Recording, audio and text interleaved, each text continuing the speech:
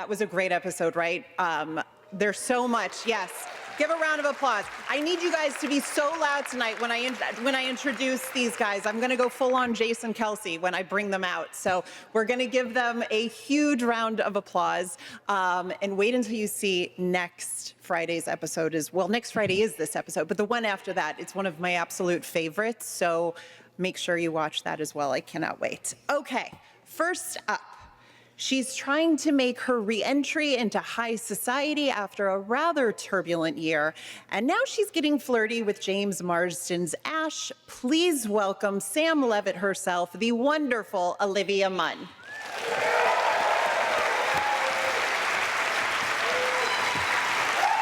Get loud, you guys. Okay. Next up, she's proof that there is power in being vulnerable while talking about perimenopause and looking damn fine while doing it. Please welcome the powerhouse that is Amanda Peet as Mel Cooper.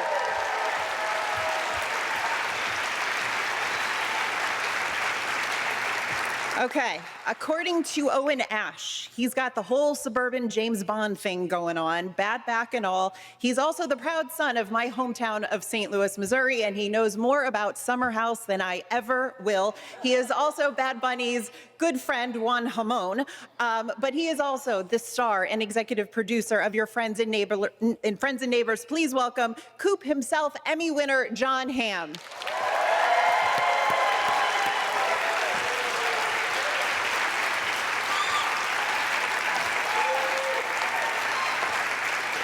And finally, he is a New York Times bestselling author, acclaimed screenwriter, as well as the creator of another upcoming Apple TV series called Lucky, which is premiering this July. Please welcome the reason that we are all here tonight, creator, writer, executive producer of Your Friends and Neighbors, Jonathan Tropper.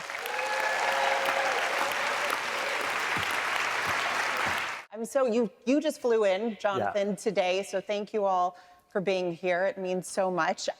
Congrats on a phenomenal season 2 so far, and also the renewal of season 3, which you guys go back into production. Yeah, cannot wait for that. Everybody just watched episode 203, and it ends with Jack Bailey in a booth at a restaurant. And I feel like you don't bring back Jack Bailey without something big happening between him and Coop. So what can you tease for the next episode? I think we wanted to take that relationship to a different place. I think we've already seen them as headbutting antagonists, and so I don't think they're ever going to be best friends, but in season 2, they go on a very different journey together. Interesting. Anything you want to add to that, John? Lovers. I mean, listen, I've been waiting for her. I've loved Corbin Burnson since Major League. I think we all have. LA Law, let's come on. Give it up for the great Corbin Burnson. No, we were very pleased to explore that relationship even further. Yeah. As lovers. As lovers. Yeah, sounds good. I've been so shocked this season already, and I'm curious what reveal shocked you all the most between Barney coming on board with Coop, and then you have Ash capturing Coop on camera, which finally the cameras, I was so, like, I love Coop. I want him to succeed, but also I was like, finally, someone got him on this thing. And then you have the fact that now he's the one that bought the book. So which reveal shocked you guys as you were reading the early scripts this season?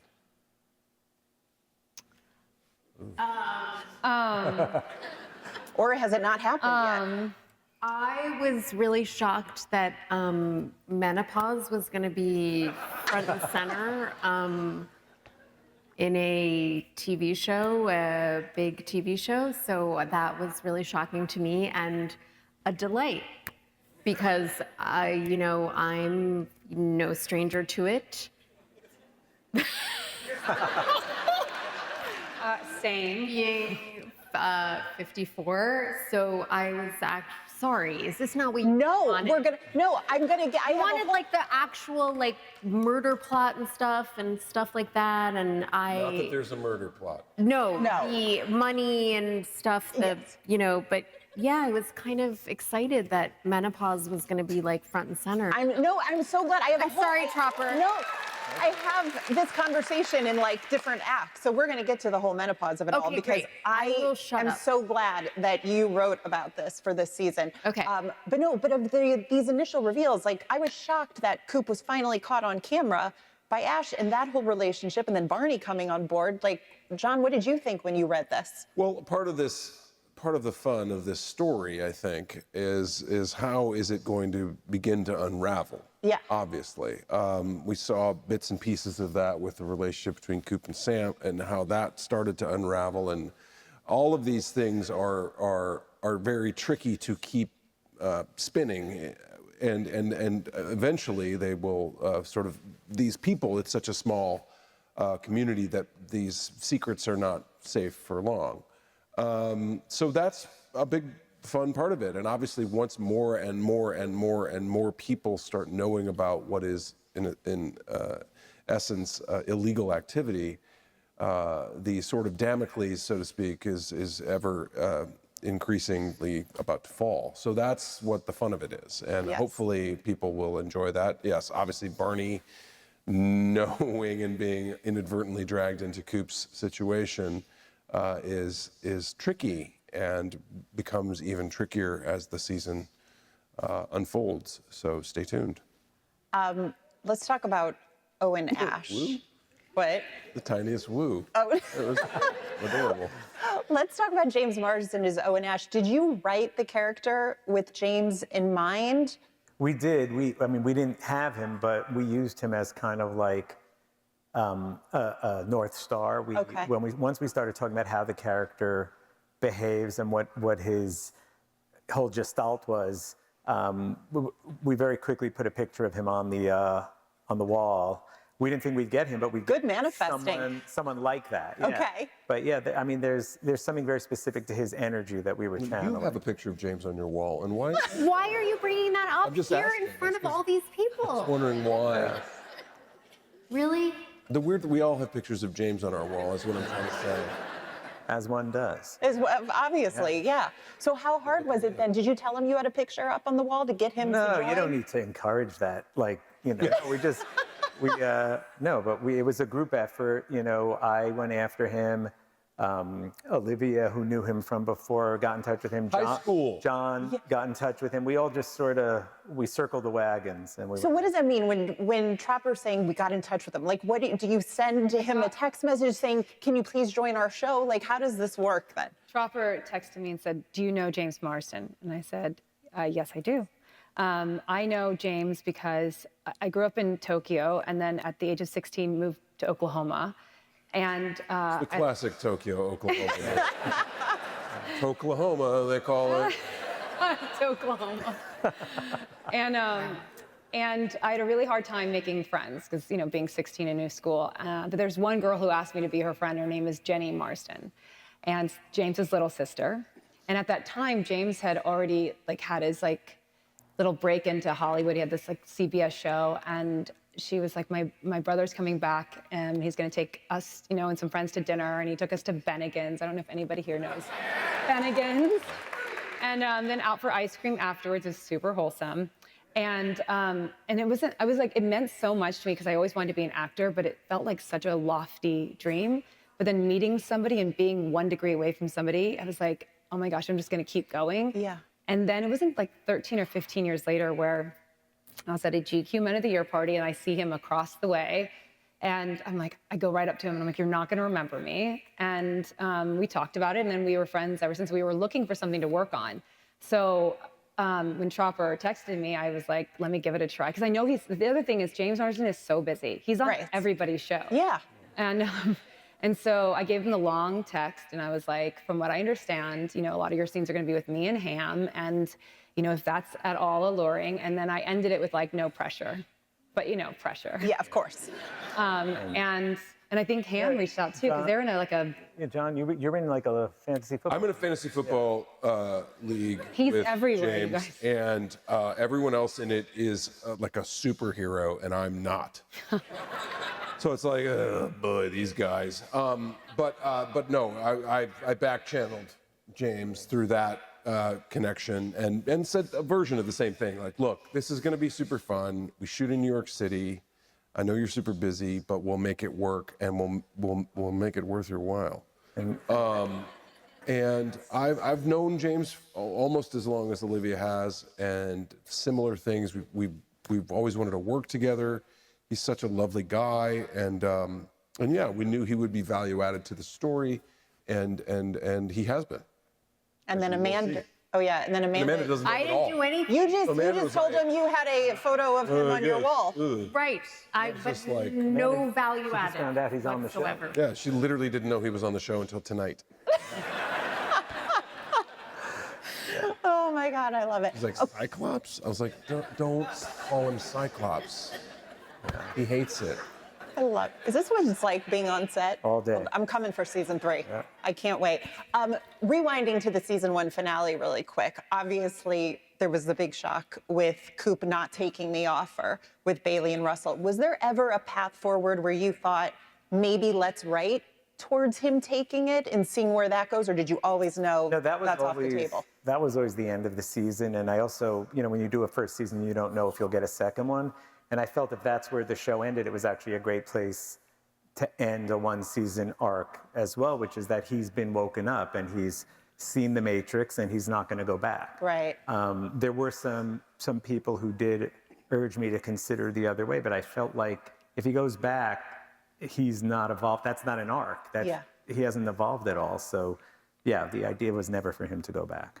Was it difficult to figure out how to get Sam out of the predicament that she was in and figure that? Because Olivia, I think you were only supposed to do 1 season, right? Yeah, that was like a big reason why. Like when I talked with Jonathan, he was like, you only have to do 1 season, because at that point I had a lot of personal stuff happen in my life, like horrible postpartum anxiety, going through breast cancer. It was just so much, and it was like so nice that he was like, you only have to do 1 season. So I lied. Lied. It was like a couple episodes in, and he was like, hey, would you think about staying on? And I knew how it ended, so I was like, what's gonna happen? Like, am I gonna be behind plexiglass the entire season 2? Which would have been nice. I'd Not been the sitting worst down. gig. No. It's like Birkin is the new black. So yeah, I was. I'm still like. People ask me that a lot. Like, how did you get out? But it's pretty straightforward because she never actually committed the fraud. Right. She intended to, but she hadn't filed a claim yet. So, there's the obstruction and, tampering with a dead body and all that. But, That's so little. somebody in, So in this little. with the lawyers you get in this neighborhood, Yeah. it's pretty simple. I mean, I didn't mean to. No, I mean, you just paid a Keep your fine. job as like president of the United States. Seriously, Like I that. mean, Not like a terrible crime. it's so true. It's so true. Okay, so season 2 opens at a Mexican resort. By the way, where is this resort? Because that is beautiful. We shot at Las Ventanas. Thank you, in Mexico. We Where? shot at Las Ventanas. It's so beautiful. Yeah. It's absolutely gorgeous. Okay, so my favorite storyline starts right in the beginning, where we see Mel join Coop at the bar and talk about they're both 50 years old and they cannot believe that they haven't figured it all out by now. And I love the fact that the through line of this season, especially, is really talking about grappling with middle age, or whatever middle age is supposed to be.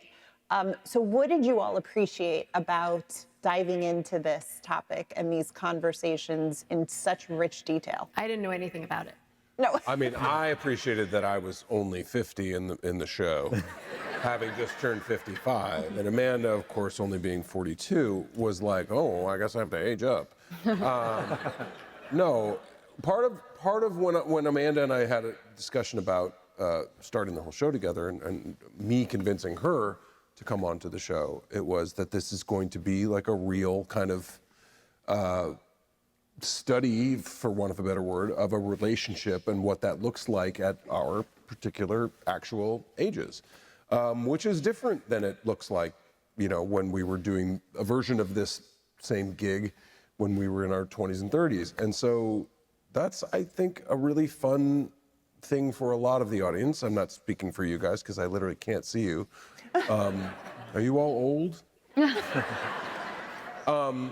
But yeah, it's like there's something to that. And I Yes. think it really does resonate because not only is it's not just for people of a certain age, but it's people that are going to be a certain age. What does that look like? What does that feel like? And I think that is very relatable. And it certainly is fun to do, for sure. Not just the relationship, obviously, with Amanda and I's character because we have the children together, but also the stuff that we had to do with Sam, which was like, what does it look like when you're single all of a sudden at that age? Yeah. So what Jonathan has done, balanced these stories so nicely and compellingly, is really get into the meat of what that looks like. Yeah. And there's good times and there's bad times and there are scenes that start as good times and immediately take a hard left into confusing and bad times. And all of that is very real, and it's super duper fun to play. There's this line that Tropper wrote, and it's a scene with myself and Coop, and I'm not going to say what it is, but it stuck with me so much. It was the one in like when you came into the bathroom, and it was when I read it. I'm going to be 46 this year, and like there's a lot of like, I have like when you look at your life and you're like, wow, like I'm trying to do the math on when I knew people. I'm like, how have I known you for 20 years? Like I'm only 20. Like this is crazy. But like he has this line that I hope you guys will know what it is when you see it. But it was just so gut wrenching when you just think about like how you really don't have control of your life. Like no matter, like you can be in your mid 40s, you can be in your 50s, and there's something about, I think, just life and the experience of it that you feel like you're still like a little kid, like you're like, how did life, like, how do I not have control of so much of my life? How did I get to this age? How am I like, it's a big age when you're supposed to be a grown up, and like, yet everything, feels so, I don't know, what's the word? Like, it just feels like everything slips through your fingers. And Yeah. And I really understand that. Like, and I think about that line often, actually. Now I want to know what line you're talking about. You don't? He wrote it. No, I'm so glad you say that because it is so refreshing. I'm in my 40s too, and it's so nice if we don't see these things on TV, like how do we know, And it's so great the way that you write everything in such rich detail, as I said. But when I was talking to Amanda at an Apple TV press day not long ago, you said the greatest thing to me, which I loved. You're like, I love the fact that I have a boss in Tropper who writes me both sex scenes and scenes about menopause. And I thought, like, how great. And we need that. We need to see both sides of it. It's not just one thing or the other, and you do it so well. Well, I think that's what the whole show is about. It's about the unpredictability of it and the lack of control of it. And that terrifying moment, you realize there are no grown-ups. Yeah. And that, we're all, in a way, dealing with the same shit we had to deal with from high school.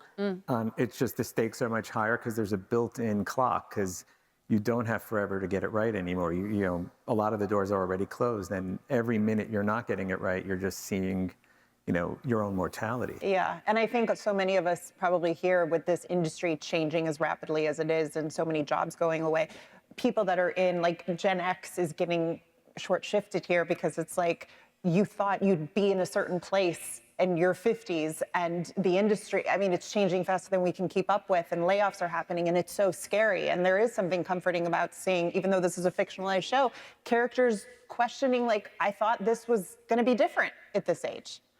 So, well done.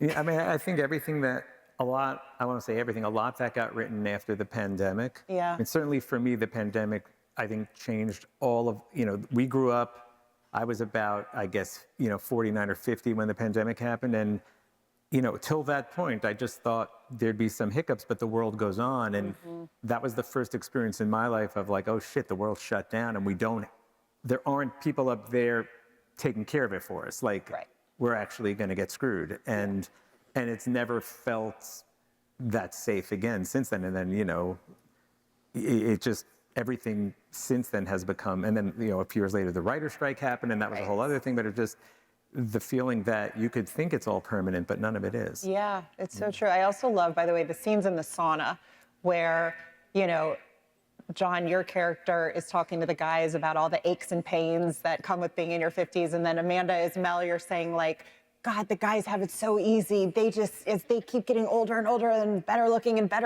have it. And it's like, we see how these, you know, two groups are talking about it. And it's like, gosh, if we were only more open with these conversations, things would maybe be a little bit easier.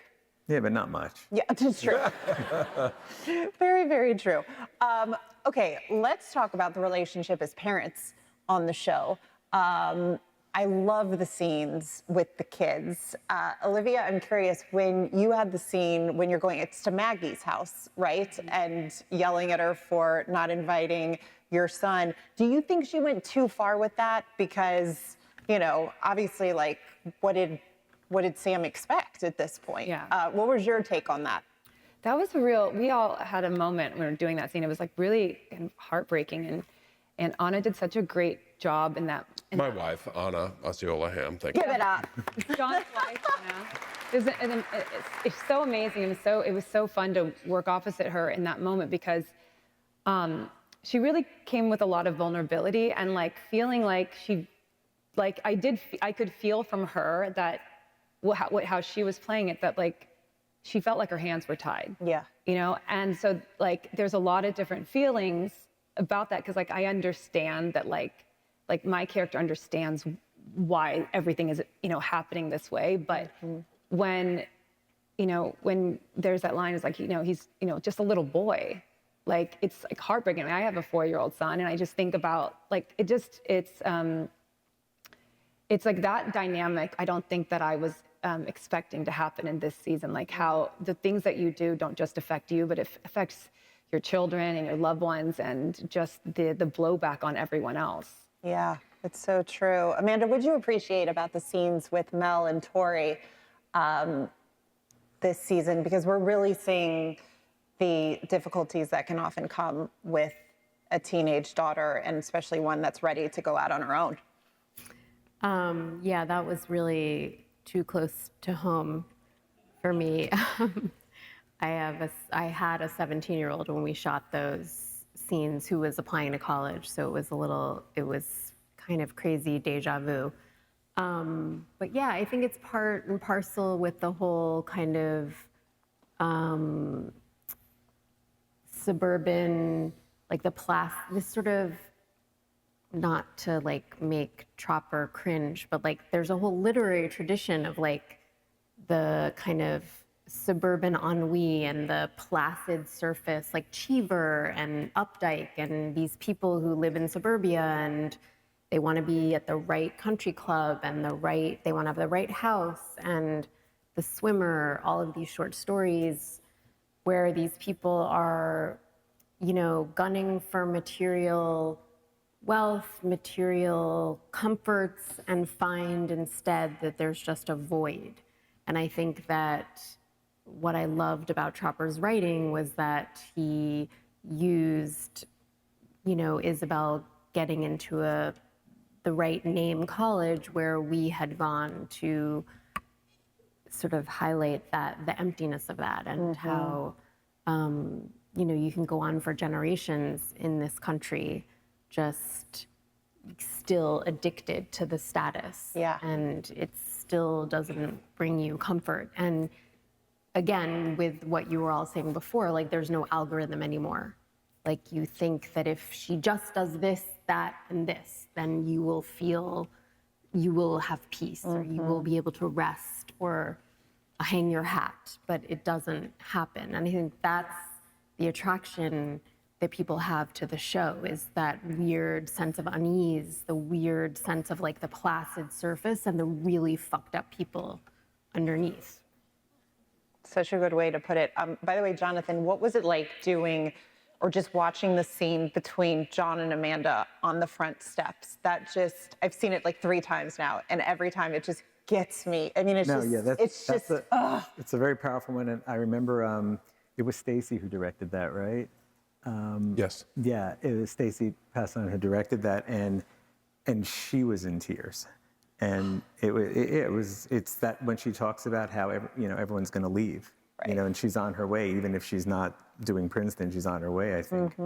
when you've devoted, 18 years of your life to this and to being this, and it defined you, and now she's going to be off, and yeah, I mean, we don't mourn these losses because they're so gradual, but they, if you knew the last time you were going to kiss somebody or hold them or, anything like that, you would grieve it, but you can't because it's just gradual. Yeah. But we're grieving it on the show. So true. What was that like for you guys to do a scene like that? Are those your favorite days when you get to just sit in the quiet of these very... It's nice. It's nice on a show that is sort of billed as this sort of heisty kind of genre, kind of has all these moments when you have these very, very real human character interactions that are lovely, and not for nothing have 2 angles on them. Thank you very much, because you get 1 and 2 and then you're out. And especially when we are so easy with one another in a great way. It is great. It's why we get into the biz. It's the fun thing to explore. Running and chasing and shooting guns and things exploding is also fun to do.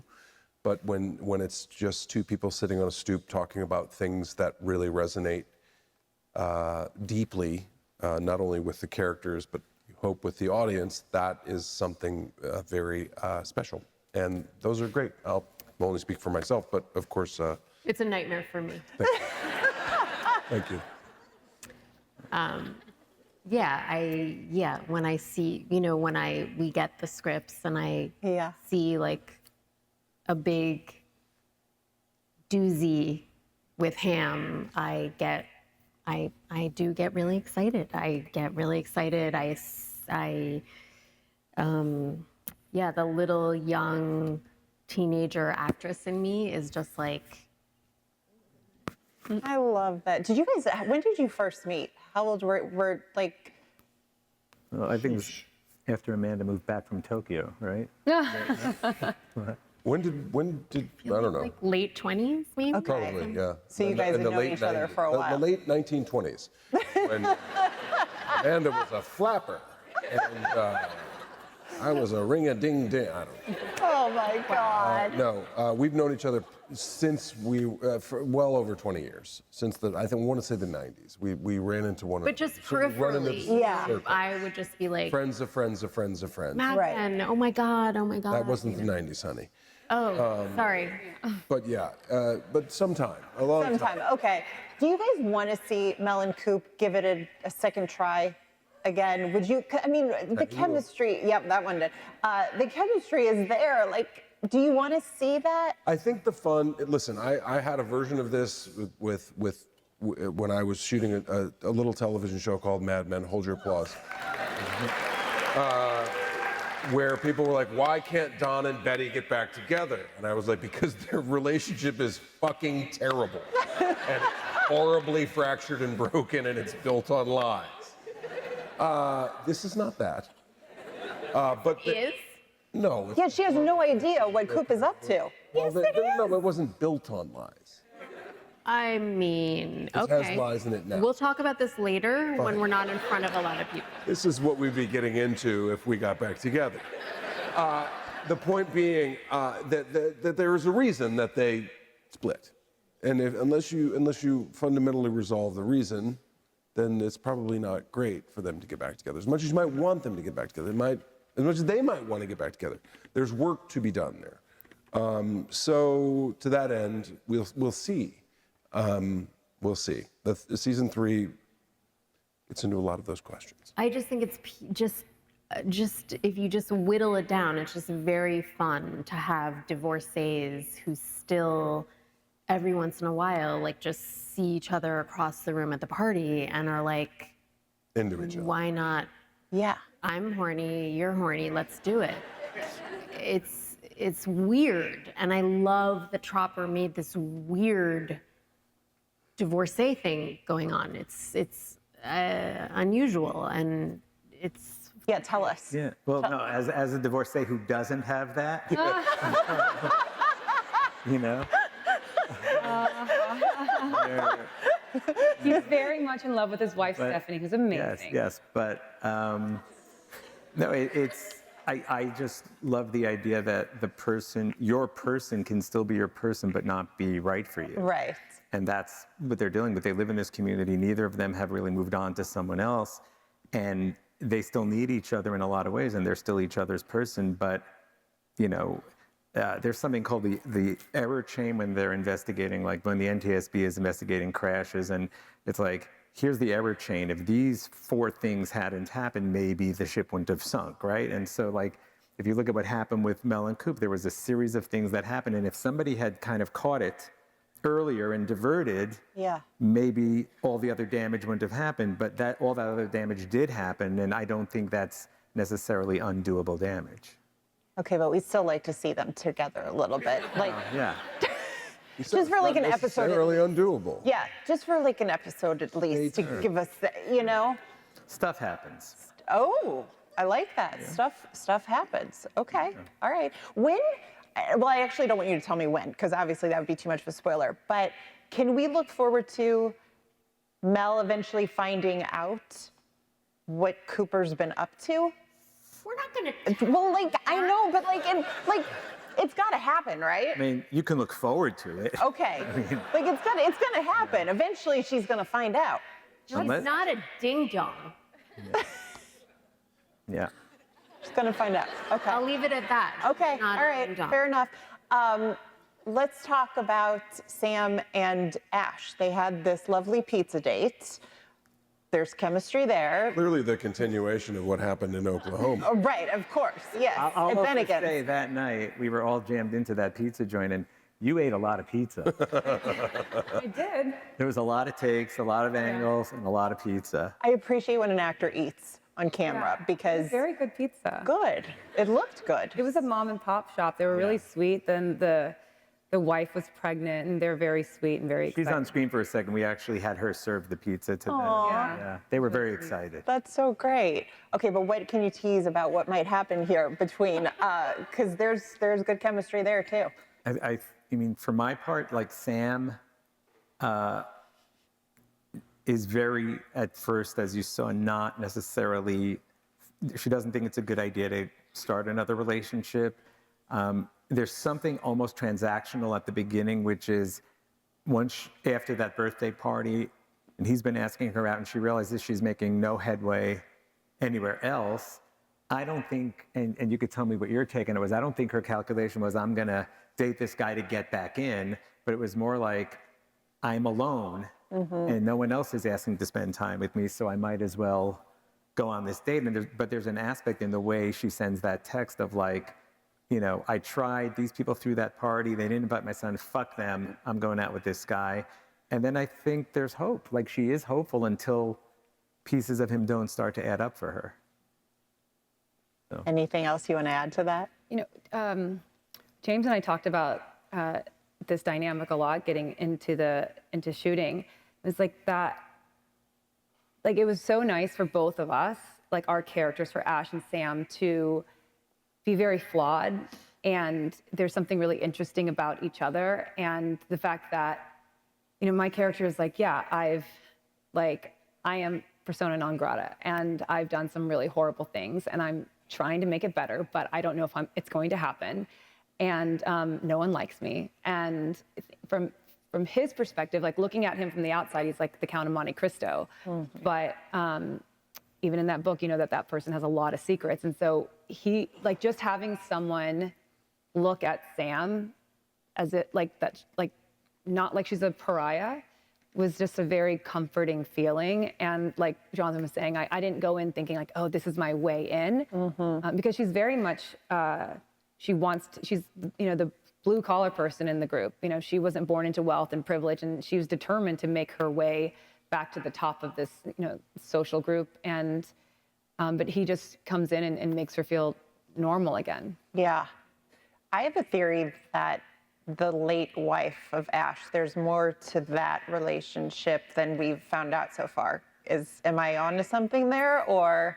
I'm not sure it's something we've explored, but you could be. Who knows? Yeah. Okay, so probably not then for this. If she's been dead a while, we'd have to Right. That's like, the Scooby Gang would have to go back and figure that out. I don't think. I love it. And we're staying in the present. How do you decide what items Coop is going to steal? And is there any product placement? Like, are companies reaching out to you? So, like, we'd love our fountain pen featured Companies, today. in season 1, there was a lot of begging, borrowing, and stealing. And then for season 2, and season 3 now, they come at us pretty hard. We generally don't take product placement because that usually comes with stipulations and rules and story points. And but like Rolls-Royce is happy to give us that car to use for the show because it's great for them. Right. The people at Macallan just sent me a whole case of very high-end scotch because they're so excited about how often Macallan gets drunk on the show. But we don't. We don't do anything transactional. And it's just as easy for us to buy or rent or find this stuff without going to the brands. Gotcha. Okay. Very good. I was always wondering that. What about the movies that Coop watches? Is that your suggestions, or John, do you ever offer?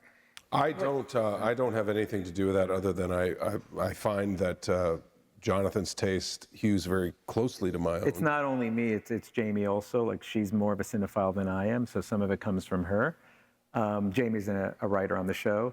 But Jamie loves music too. She's like really. And she's hipper than me. But what's fun is with John is like your knowledge of movies is so deep that when we shot at the Metrograph and we had The Sweet Smell of Success on, and it wasn't scripted for that necessarily. And he just walked in and saw the frame that was on the screen and goes, "Oh, Sweet Smell of Success." And he settled in. And I wouldn't have identified that movie from seeing that one shot on the screen. Very good film. Very good film. Yes. I love that. What's been the most fun scene to shoot so far in season 2? I mean, look, I love going to work. There isn't a rank of what are fun days and what aren't. They're all fun days. We get to do this show at a very high level in New York City and the nearby environs. That is all tremendous. Every day that we get to go in is a day that I greet with significant gratitude. So with that being said, they're all fun. That's all I can really say. I enjoy the physically challenging parts of this, climbing and swimming and diving and jumping and shooting and all the other crazy stuff. Memeing, I guess I had to do last year, a lot of memeing. Oh boy. But it's all fun. I mean, to Amanda's point earlier, something about it stokes that primal part of when all three of us first started down this career. We get to do this, we get to do this great thing with these great people. That doesn't get old. And when it's received, as it has been by the community and the audience, so well, that is equally nice, if not even more so. So it's hard to answer that question, but yeah, a tiny woo. But it's really fun. I really enjoy it. What was the pool scene like? Again, it was very late at night. Episode 1. 4 in the morning. We're all somewhere out deep Long Island. We all knew we'd have either a 2.5-hour drive back or whatever. It was a long, long, long night with a million different variables and people running around. And it was thunderstorm. And it was storming, and as soon as the lightning thing happens, everyone has to run away for 30 minutes and hide, and we have to make sure everyone's safe. So there were so many of those things that were happening. But again, you're like, at the end of the night, we got to jump in the pool. It's pretty fun. I love that. Is there a scene, Amanda and Olivia, that you're most looking forward to fans seeing in season 2? I think the finale was so fun, and it was written so well. There's just so many, every new scene was there was something that was so unexpected, and there was a lot of different characters that were that I think in the first season we didn't get to overlap a lot, and so now there's it's a really intense episode with every variation of emotion. It's so jam-packed with just it's just so intense. It's just so much is happening. Yeah. It's a very good tease. And that will air in 7 weeks. Yeah. On June 5th, right?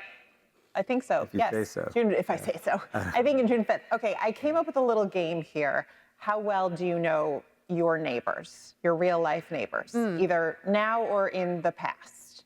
Okay. First of all, and this is for you too, Tropper, do you know your neighbors now? Like, where you live now, do you know your neighbors? Yes. Yes. Yes. Yes.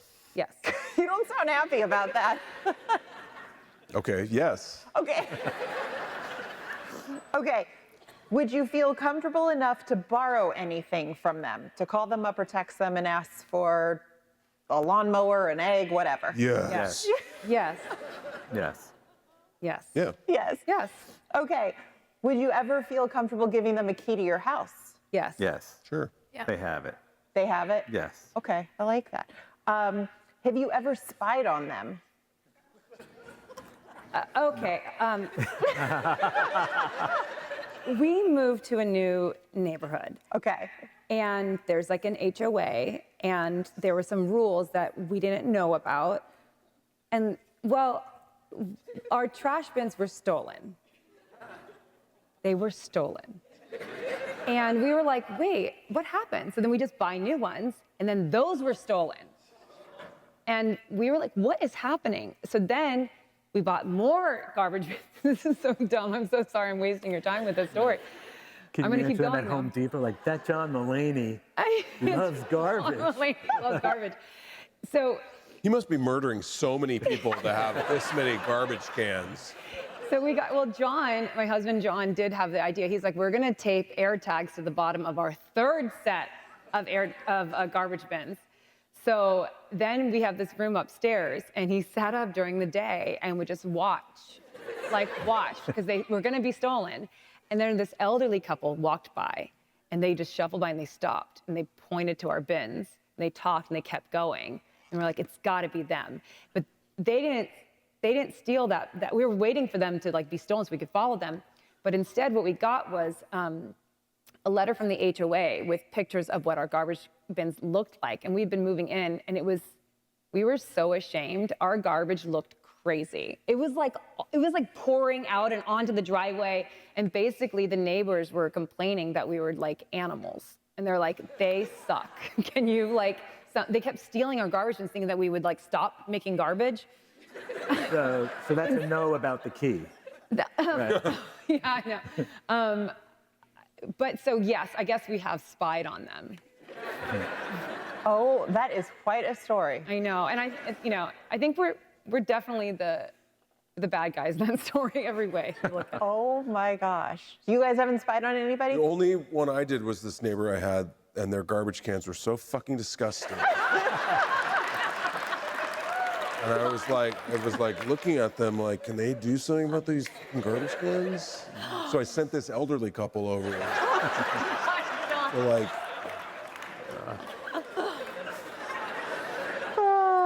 no, I have not spied on my neighbors on purpose. Sometimes, you walk by and you're like, oh, I saw a little too much in that window that I was meaning to see, but no. No. No. By the way, Amanda, I heard you have quite a neighbor, a famous neighbor that I heard you say in an interview. What? I said it? Yes. I remember Yeah, that. I've heard I it was so too, excited. Why did I do that? I mean, he was on this stage just 4 nights ago. No, our street is big. Come on, you got to tell them who your neighbor is. Give a clue. Give a clue and see if somebody can scream it out. Keanu Reeves. Harrison Ford. Oh, I mean, way better than Keanu Reeves. what did you say? Yeah, huge. Yeah, I mean, Huge. yeah, I mean, I Harrison would Bring him work. out. Harrison? Yeah. Does he walk around? Do you have his number? Does he have your key? What else?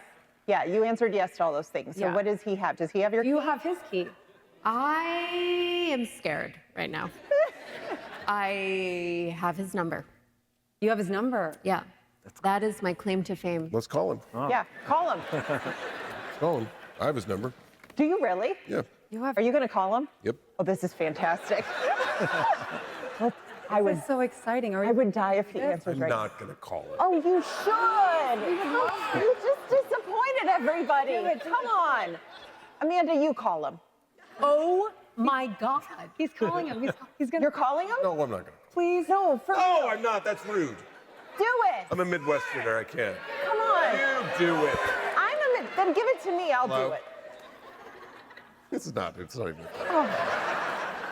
Oh, God, this would have been That's rude. No, it isn't. Yes, it is. He's a nice guy. He would have He's a enjoyed lovely it. guy, but you know. Do you see him? Does he walk around like walking his dog, or him and Callista like, what are they doing? Do they check their own mail? Wow. No. Is there garbage like really clean? It is clean. Thank you, Olivia. Okay, wait, we're almost out of time. I got 2 more questions here. Okay, have you ever had a pet go to the bathroom on your neighbor's lawn and figured you'd just clean it up later? No. I have. Mostly because, sometimes you run out of bags. There's the thing, and you're like, oh, man, gosh dang it. And then, so I have definitely gone back, for sure, Okay. to Good job. to retrieve said poop. But, Your dog does man-sized poop. I also have a 95-pound dog. It's like not going to be missed. There's a real moment. You're like, oh, okay, it's a two-hander. You better really go back for that. Oh my God. I'm scared what Mel's gonna do to Arlo, by the way.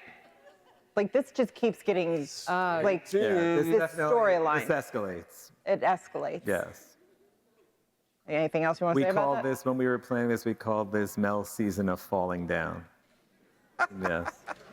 The Michael Douglas. The Michael Douglas movie. Yes, yes. But she also does fall down. But yeah. Loves a pratfall. I do love a pratfall. I'm always begging him for more pratfalls. She does her own stunts too. I mean, very, very accomplished actor.